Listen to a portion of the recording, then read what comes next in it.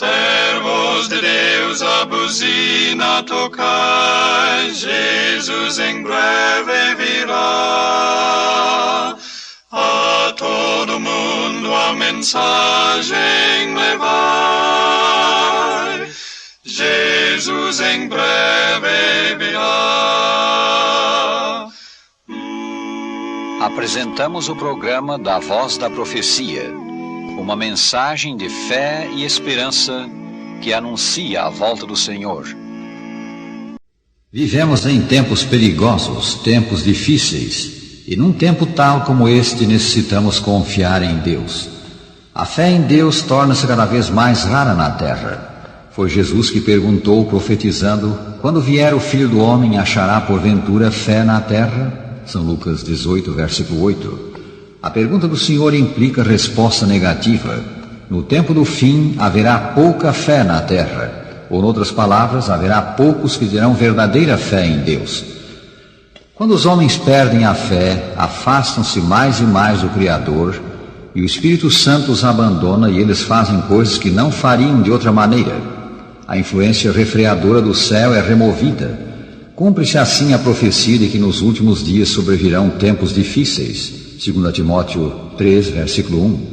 Com efeito, vemos hoje aumentarem alarmantemente os crimes, a violência, os perigos e problemas de toda a sorte. Os melhores planos do homem são incapazes de trazer paz ao mundo ou ao indivíduo. A verdade é que o próprio povo de Deus passará por tribulação nesse tempo presente. Isto é segundo a Escritura, que diz: através de muitas tribulações nos importa entrar no reino de Deus. Atos 14, 22. Assim tem sido em todo o tempo, e o será mais e mais ao entrarmos no que as Escrituras chamam tempo de angústia. Para podermos usar a coroa de glória, necessário se faz levar a cruz da aflição. Jesus disse: quem não toma a sua cruz e vem após mim, não é digno de mim. São Mateus 10, 38. Mas o Senhor também ensinou que a sua graça nos basta. É o nosso privilégio, pois, não importa quem sejamos, jovem ou velho, rico ou pobre, avançar dia a dia confiando em Cristo e ajudando outros. Todo o temor desaparecerá ao lembrarmos que os sofrimentos do tempo presente não são para comparar com a glória por vir a ser revelada em nós. Romanos 8, 18. Com o fiel servo de Cristo, o apóstolo São Paulo, podemos dizer: se Deus é por nós, quem será contra nós? A proteção, a guia, o conforto do Salvador são para cada filho da fé, hoje, agora. Quando a antiga cidade de Jerusalém foi ameaçada por um poderoso exército de pagãos, o rei Josafá orou: ah, nosso Deus, acaso não executarás tu o teu julgamento contra eles? Porque em nós não há força para resistirmos a essa grande multidão que vem contra nós, e não sabemos nós o que fazer, porém os nossos olhos estão postos em ti. 2 Crônicas 20, versículo 12. Então, dirigindo-se ao povo, ele disse: crede no Senhor vosso Deus e estareis seguros, crede nos seus profetas e prosperareis. Um maravilhoso livramento lhes foi dado. O inimigo foi derrotado sem perda alguma para os que buscaram a Deus. Na crise, o rei disse ao Senhor: os nossos olhos estão postos em ti. Assim deve ser hoje. Os nossos olhos não devem estar tanto no que acontece no mundo, e sim no Deus do céu. À semelhança daquele tempo, o nosso tempo é tempo de angústia, tempo que desafia a fé em Deus. Porque ele é tempo difícil, deve ser tempo de fé para os que servem a Deus. Para mim é tempo de temor e desespero. E foi isso mesmo que Jesus predisse: haverá sinais no sol, na lua e nas estrelas, sobre a terra, angústia entre as nações em perplexidade, por causa do bramido do mar e das ondas.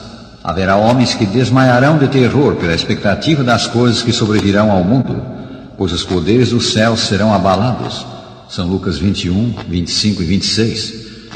O tempo mencionado nesta profecia do Salvador é o tempo em que vivemos. Sabemos que assim é porque o versículo seguinte diz que após os sinais no sol, na lua, nas estrelas, a angústia das nações e o temor universal que se apoderaria dos homens, o mundo verá Jesus voltando nas nuvens do céu. Essa vinda não é uma teoria, coisa imaginária, mas o aparecimento pessoal, literal do Senhor, que disse: voltarei e vos receberei para mim mesmo. São João 14, versículo 3. Cristo era real quando esteve na terra. Ao retornar ao céu, ele subiu à vista dos discípulos, aos quais os anjos disseram: esse Jesus que dentre vós foi assunto ao céu, assim virá do modo como o viste subir. Atos 1, versículo 11. Vivemos na época do temor. Na verdade, o temor permeia a literatura e a filosofia moderna. Ele está, sobretudo, no coração do homem. Ao perderem os homens a fé em Deus e porem a confiança nas suas próprias obras, nas suas realizações científicas, eles se enchem de intranquilidade, dissatisfação e, por fim, desespero. Vemos isto hoje em certas formas de filosofia existencialista. Sim, o tempo presente é, acima de tudo, um tempo de temor, visto que, por uma razão ou por outra, os homens perderam a fé. O único antídoto para o temor é a fé. Portanto, esse tempo de temor é, acima de tudo, tempo para buscar a Deus em oração. O Senhor diz: invoca-me no dia da angústia e eu te livrarei e tu me glorificarás. Salmo 50, versículo 15. Os que se recusam a orar, que não têm fé na oração, que não têm experiência quanto à oração, não deveriam sentir-se com o direito de criticar os que têm fé. Milhões testificam de que a oração traz bênçãos.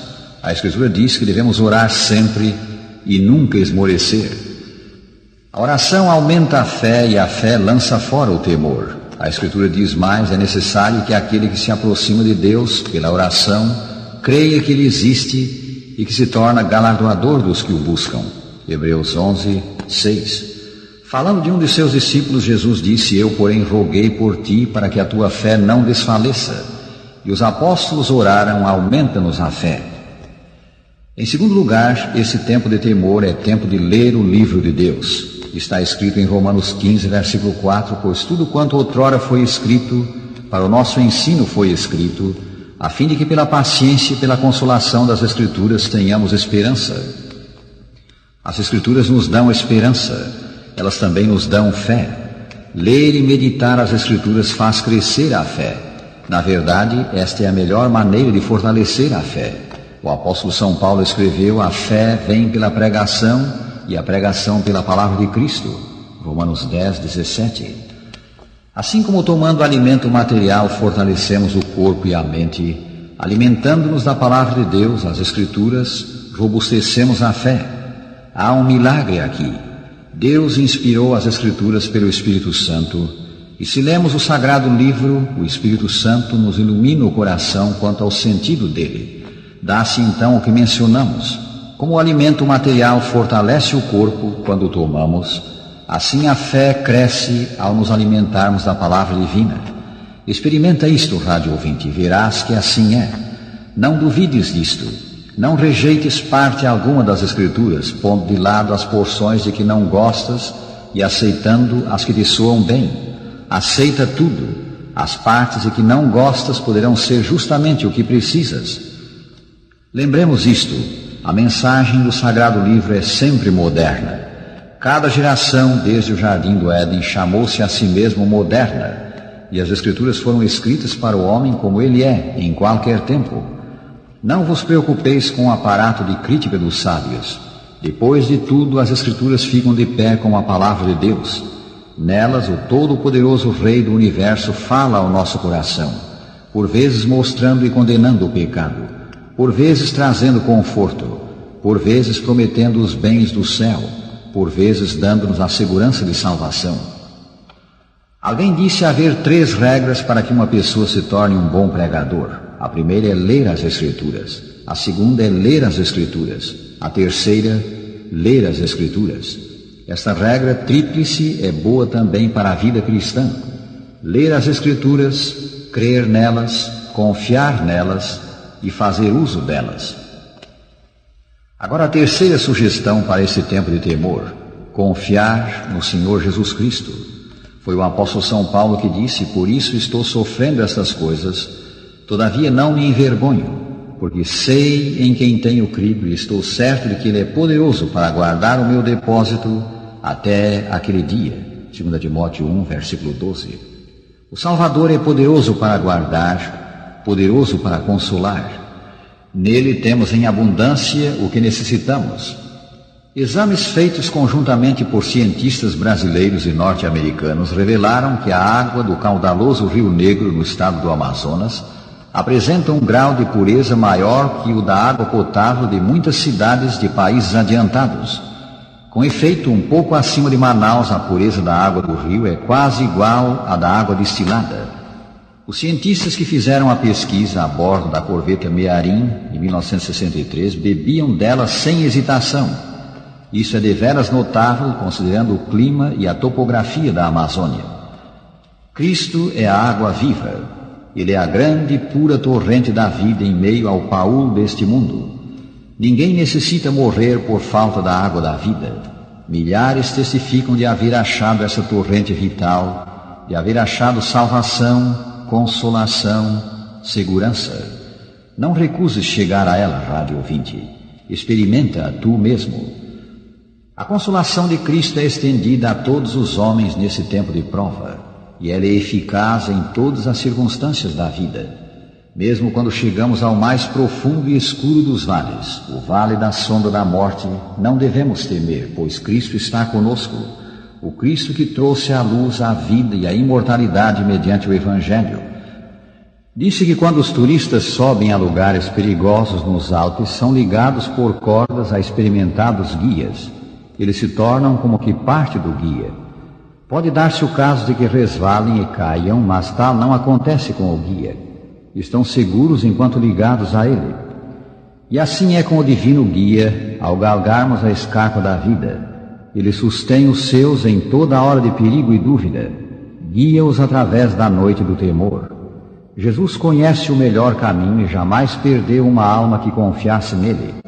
Quanto aos que nele creem, ele mesmo disse: eu lhes dou a vida eterna, jamais perecerão eternamente e ninguém os arrebatará da minha mão. São João 10:38. Sim, estamos seguros aqui nas mãos de Jesus, nosso fiel amigo. E um dia, se permanecermos nele, cumprir-se-á para conosco a promessa: não temais, ó pequenino rebanho, porque vosso Pai se agradou em dar-vos seu reino.